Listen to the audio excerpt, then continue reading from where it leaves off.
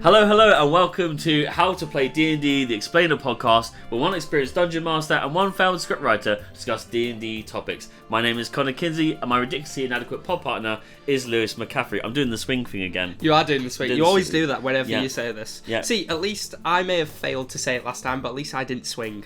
Like a fool. I'm always swinging. I'm swinging right That's how we met. Yeah, that is how I'm here too, by the way. Hi. Well, I was going to get him to introduce you. I just saw the lead and I got scared. It was.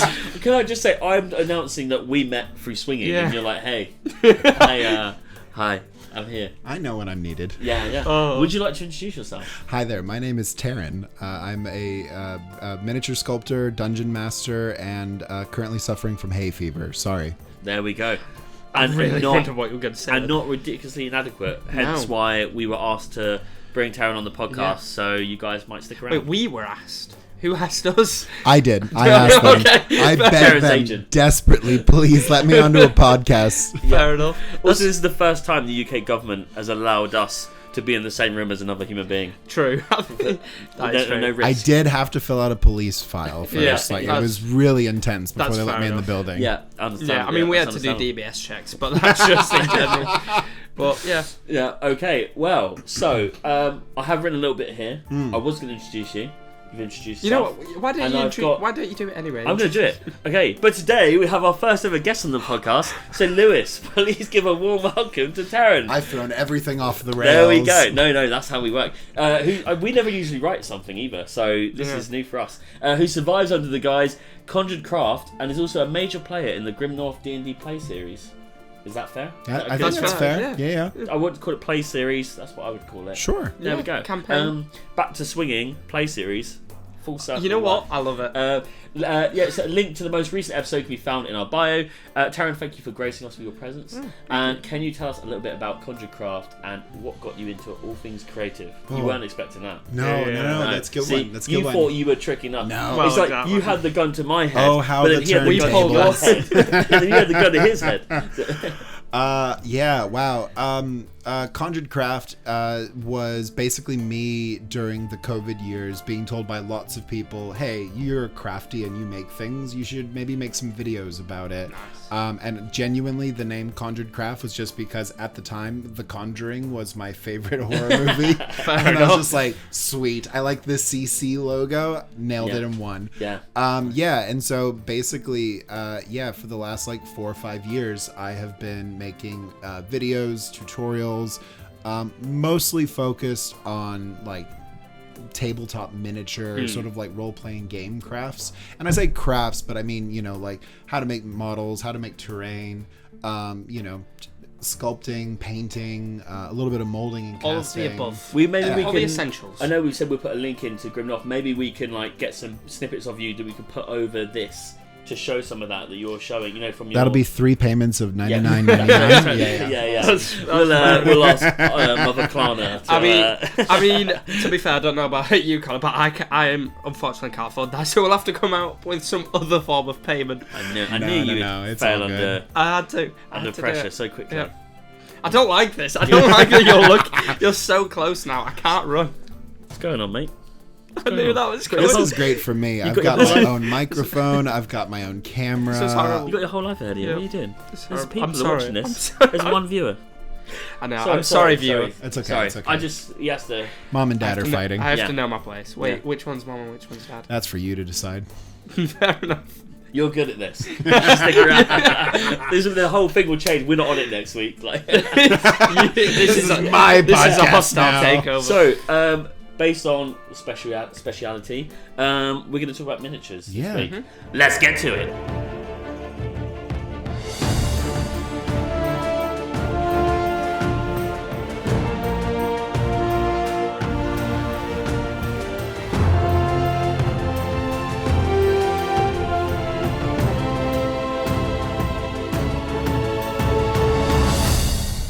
Okay, so today's episode is on miniatures. There will come a time in your D&D life that you create a character and therefore must have a miniature. And by that we mean you will just end up buying them. Can we all agree on that? Yes, You will just absolutely. buy not 1 but 1,000 for the one character. I reckon. yeah. Yeah. I reckon so. In 1,000 different positions. Yeah. Just in case.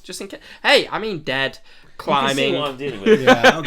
Okay. People, yeah. See, Oh, you're so- agreeing. Yeah, you get it. So, thank you. Well, I'm You're fucked. outnumbered. I'm actually fucked. Okay. And You therefore, know what's what you're the about miniature? to be. Are you alright? No. I was having a fucking mental breakdown. Having a mental Because there's more than one Yeah. other person in the room. This he is can't the handle first it. time in about 10 years where I've been in a room with more than one person. It's beautiful. Oh my god. Alright. Not because you need it, but because you want it to represent yourself. Lewis and Terran. I've drunk 12 protein shakes and find myself in a cinema with no working toilets. What am I doing? Pressure's on, literally. Yeah, I'm Bow-wise. I'm gonna Mistakes. give you. Just you're doing mistakes is what you're doing. I mean, the 12 protein enough, yeah. shakes was a mistake. I mean, from my perspective, I'd say what you need to do next is then swallow the bottles and hope that in your stomach the protein shakes just find their way back into the bottle again. And then when someone next gives you the Heimlich maneuver, you can just like spit them out like a cannon. Could be Heimlich removal then. Exactly. I think he was fully about to say Heimlich remover. I think I was going to. I was actually really correct excited myself. about that for a second. No, see, I'm going to take a different approach here. okay. If you've smashed 12 different protein shakes, that's a lot of leftover plastic. Oh from no, all they're the not bottles. different. I'm boring. I just drank. Well, 12. you know what I mean. They all have to bought come in a Max vessel Crate. of some kind, Yeah. right? Yeah, you know, all that plastic, all those tubes, containers, and bits. That's Terran, baby. That's Oh, it. okay. Okay. Oh, See, finally, someone on the podcast who knows how to bring it back round. Should I can just go. I can go if you want. I didn't even wear sleeves today for this situation. What? I don't know. Right. Let's get to it. Let's get to the questions. Because you guys are really immature. Do players need miniatures to play D&D? No. No. All right. Well, all right. No. Let's move on. Yeah. Look, I've been lucky enough now to play D&D with like running games, other people running games for me, doing all kinds of stuff for like maybe 8 years or so, right? And the vast majority of that is theater of the mind, essentially, right? Yeah, agreed. You know, or like tokens on a very simple map. I think I love whenever Brennan Lee Mulligan from like Dimension 20 is like, you know, like, I don't have Rick Perry at home, right? So like when you watch people play D&D on the internet, you get this expectation of like this crazy battle scene you're supposed to have in front of you. Yeah. And that, man, if you've never painted a miniature before, if you've never sculpted a miniature before, hundreds of hours. Yeah. The amount of times we will have a new player join us online or in person and they say, oh, I came because I watched this, and then you instantly have to go, I don't want to be me. Lower your just to let you know expectations. we're Yeah. shit. Yeah. So that's all you're gonna I get. do not have a team of goblins in the back of a workshop no. making minis full Literally. time. I mean, hey, We got that him. We got sounds him. like a That's you true. problem. You're here to improve. You're things. right. I'm doing it Yeah, wrong. you're the Like, issue. I'm the problem. Yes. We No, do. I mean, oh, go on, no, please. I was going to say, like we've said in previous episodes, like from my first campaign, we literally used the plastic like counters that you get in like Monopoly boxes and stuff like that. Yeah. Like we use, like you can use anything, can't you? I- It doesn't need to be expensive. I was a miniatures. half-elf wizard, and I got given a Hello Kitty. You know when you put like Oh, a coin yeah. in the Perfect. slot machine, and Perfect. you get the little ball and you open it, and I had a Hello Yeah. Kitty for like 4 sessions. Well, we know people that 16 hours use. of my life. Yeah, we know people that use Lego minifigures, don't they? So you Yeah. can use anything. Yeah. There's a long history of using paper miniatures where you literally just like, and there's people that make paper miniatures. If you're like, oh, I can't find the right image like online, or I don't know how to scale it to like cut it out and Oh, everything. okay. So you can like, oh god, there's one that I can't remember now. We'll put it in. We'll put it in the. Yeah. We'll try and remember to put it in the Because bio. I actually know these guys, and I'm so embarrassed that I've forgotten the name of their business. But Doesn't like you. If we remember, and we don't like you either. if we remember it at the end of this podcast, we'll edit it in of us just shaming you for forgetting. But the we'll name. get like an African American voice to like over our like we'll get like a real we'll get like James Earl Jones. It's clearly not us. Morgan Freeman. say, didn't he license his Darth Vader voice Yeah. now? You could just We've download got a it. Darth Yeah, Vader yeah, we voice. can afford that. Good. Yeah, good, exactly. good. All right. Well, we got a question before we continue with the miniatures one, because we did actually originally get you on the show because our listener asked us a question. Is UK and US D&D different? Are there differences? The different rules, different styles of play. How do we go about that? And I did a lot of research, a couple of minutes, and we got you on in those couple of minutes. I didn't do any research. I am an expert. And Yep. so we did collectively come to a conclusion? Well, yeah. Should we say it after 3, 2, 1? Yep. 3, 2, 1. No. No, there's nothing. Nothing. You've wasted your time, and actually, you've wasted our time, and you've wasted Terran's time. You know what? So I'm shame so on you. busy all you the need to time. apologise Busy. now. But he can't even remember names. Can't even remember names, and this is on you. But no, we did actually look, and we actually could not find a difference, No. and I reckon that's purely because we're playing an American published game. Yeah. So I also have a small confession to make. what? I've never actually played D&D in the United States. But you're American. What do you mean you've never played? I didn't play it until I moved to New Zealand. Oh my god. Oh, that's it. He's leaving the podcast. This is Oh, no. mine now. You said that you were American. Yeah, I'm American. I found you I found you on Facebook ads. You know, the meet cute bit. Yeah, I know. said looking for Americans, busty Americans. Yeah, okay. What's going on? Well, I'm got an I'm pretty American busty. I'm American. All right. You paid the fee. I'm here. Oh, see you later. Yeah, you know what? We'll cut this out. We'll just pretend we were talking to each other. I'll split us. All right. So back to the serious stuff. Important things. Yes. Yeah. So, do you have any recommended places for people to purchase miniatures online or in store? Yeah, I mean, if you've got a local friendly game store, go check out your LFGs, talk to some people there. If you're brand new, you're not sure where to start. I'm a big fan of anything that is a kit where everything comes in pieces. And when I say everything comes in pieces, I mean like old school Warhammer sort of models where the arms, the legs, the torso, the heads are all separate. And then you can honestly learn more that way by putting it together yourself. If you're looking there's miniatures of everything, gang. Everything. Like if you want historical stuff, you could get Perry miniatures of any time period. If you want weird hyper specific mushroom dragons, I know somebody who makes 3D models of those you can print from Etsy.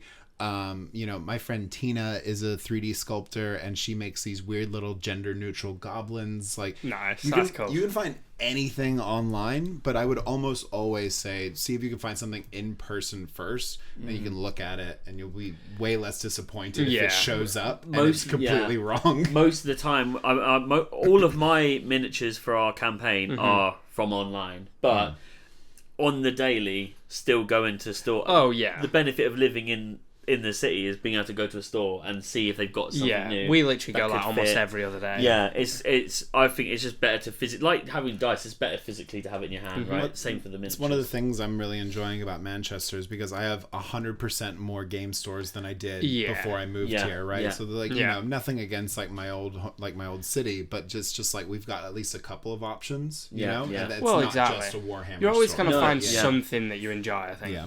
I think for me, more specific is in these local game stores and things like that. There are and I've bought multiple of these. The boxes only about that big. I think they're about £20 each, but they come with 4 to 5 miniatures, and you can collect all 44. And I will show our first one, I think, because this one trick as well.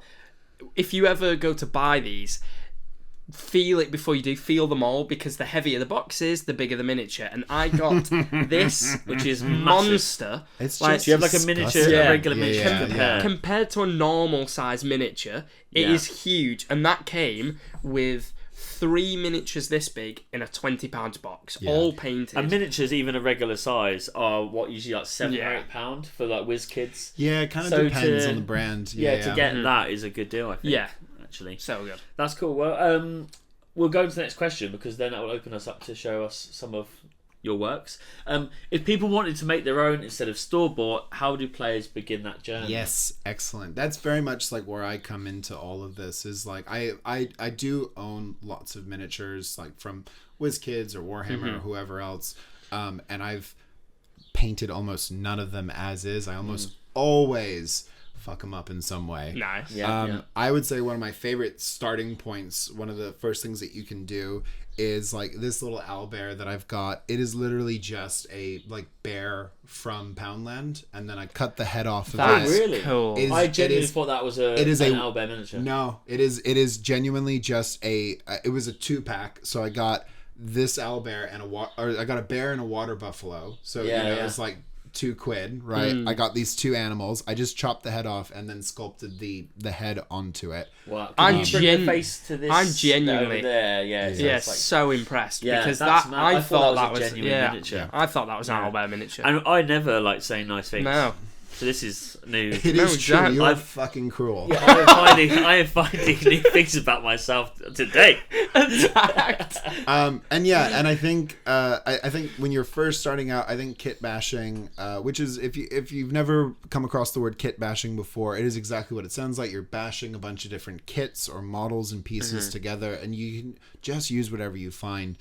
So Seeing what comes out of it, kind of thing. To kind of ramp up to to that owlbear, which I think for me is like pretty small and simple. This character here, which is like an original character of mine, he's way more complicated, but at its core, the creature is the water buffalo that I mentioned before. That's okay. cool. Right, Nice. I've swapped the head with a miniature from another original model. So I've got I know lots of people on the internet who sculpt and create their own originals.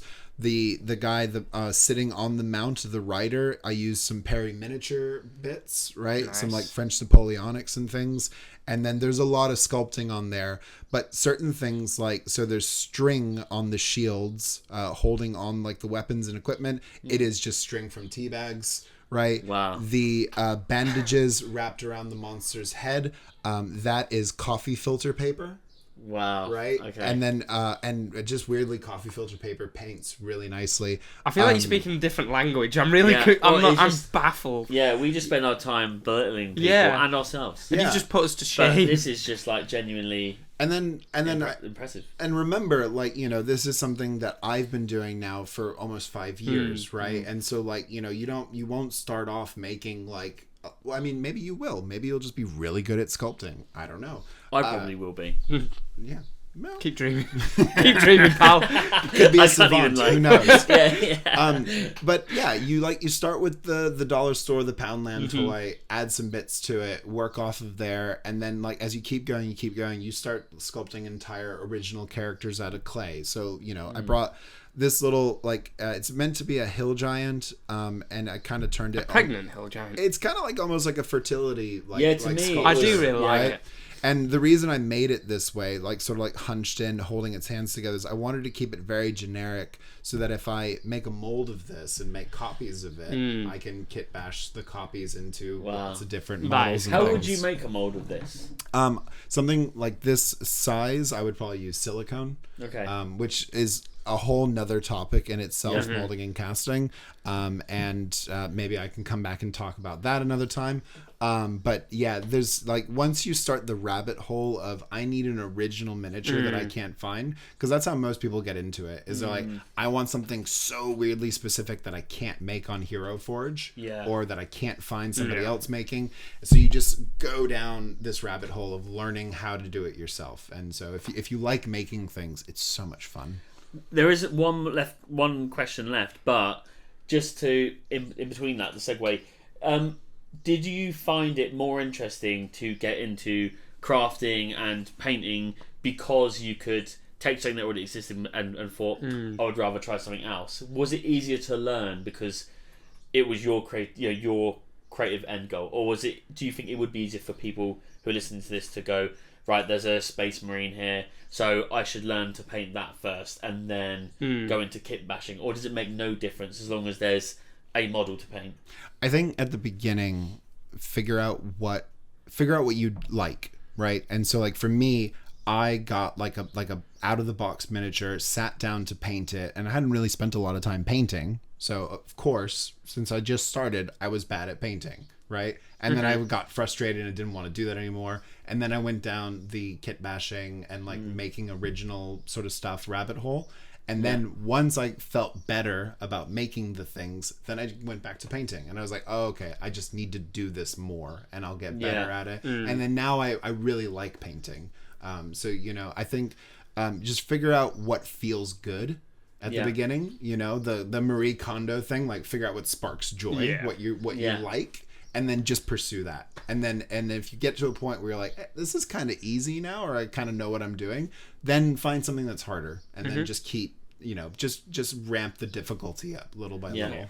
bit more of a personal question in terms of your enjoyment from the miniatures. So, what do you think, for you anyway, why is it better to paint and model your own miniatures rather than to either buy them ready painted or to get a, like I said, whether it's a WizKids miniature and paint that?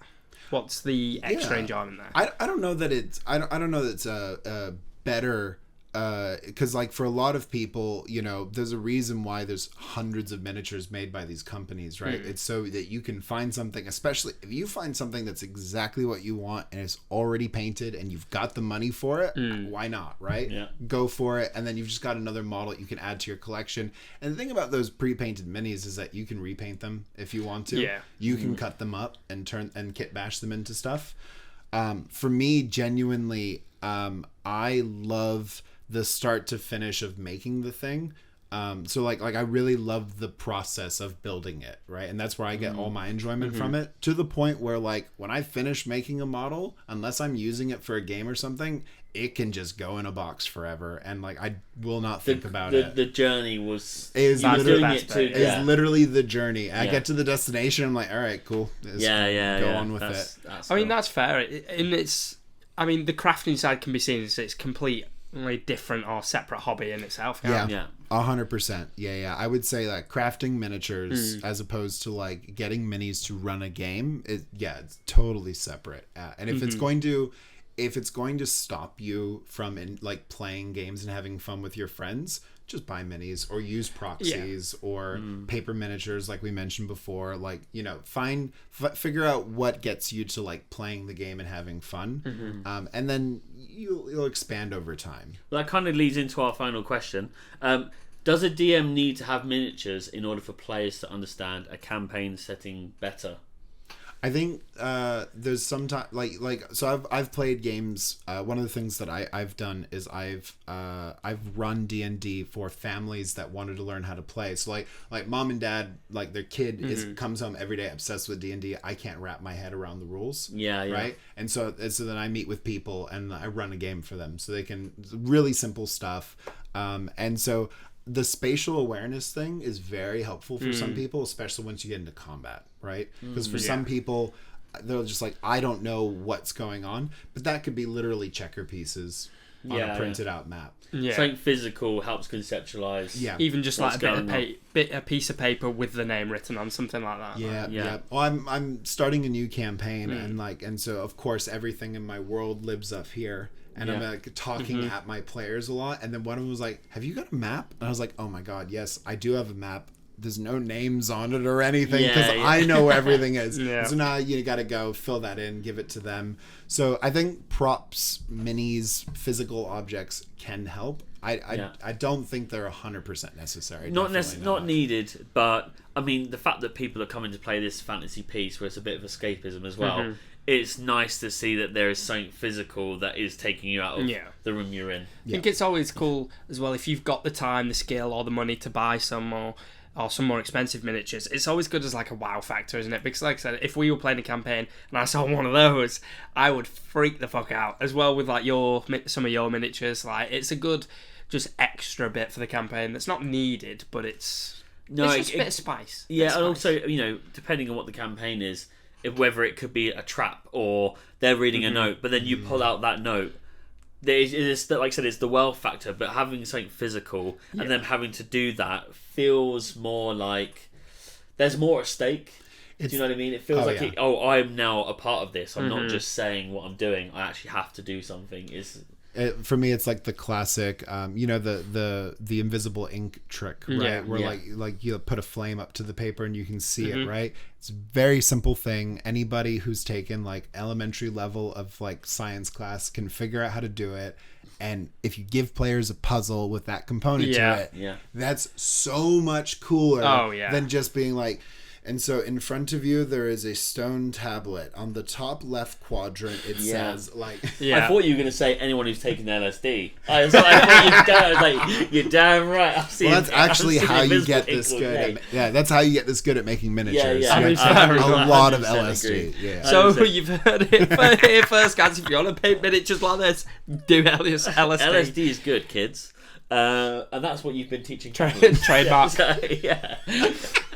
So good. Well, before we end today's podcast, should we show maybe a minute we haven't shown yet? Yeah. I have one more that I will show off, and so this one it's kind of it's a meal, honestly. It's very cool. Yeah. So the very idea is that there is a shrine that your players will encounter, sort of like out in a swamp. Whatever the encounter is that you're setting up, this could be a mimic trap. This could be that they're looking for this shrine. But the players will inevitably do something that sort of activates its first stage, which is that it sprouts these horrible, muscly arms that come out of it. And then when they inevitably fight it long enough and they activate its third stage, the top pops off. Yeah.